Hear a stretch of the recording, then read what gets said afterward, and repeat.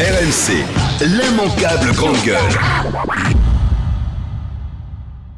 La France, ça n'est pas une race, ça n'est pas une ethnie, ça n'est pas une religion, ça n'est même pas une langue, même si la langue française est très importante.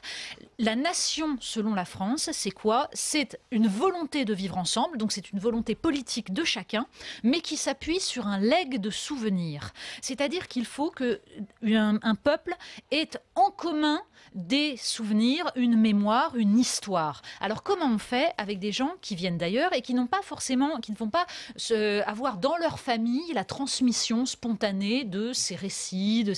Eh ben, il existe l'école, voilà. L'école, elle sert à ça. Elle sert à forger le creuset de la nation. Et la France, en plus, a ce site particulier qu'elle n'est pas seulement une nation forgée par une histoire ou par des concepts philosophiques, même s'ils sont essentiels. Ce sont les valeurs des Lumières.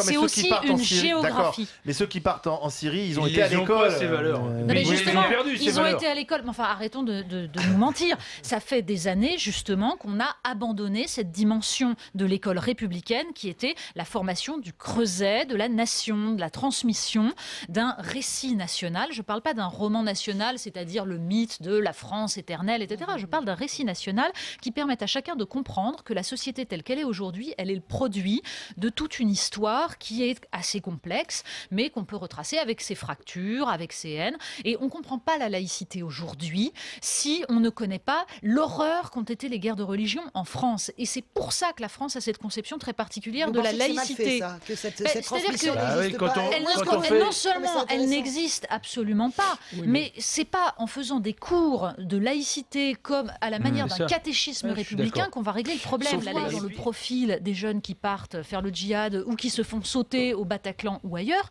que ce ne sont pas forcément des gens qui sont totalement en dehors de la vie professionnelle. Ce sont des gens qui sont insérés. L'un était chauffeur de bus à RATP et rappelons que Koulibaly avait été même reçu par Nicolas Sarkozy avec d'autres jeunes comme exemple d'intégration. Donc la dimension de l'identité dans l'école républicaine, elle est cruciale et vous ne pouvez pas l'évacuer comme ça d'un trait de plume en disant... RMC, l'immanquable grande gueule.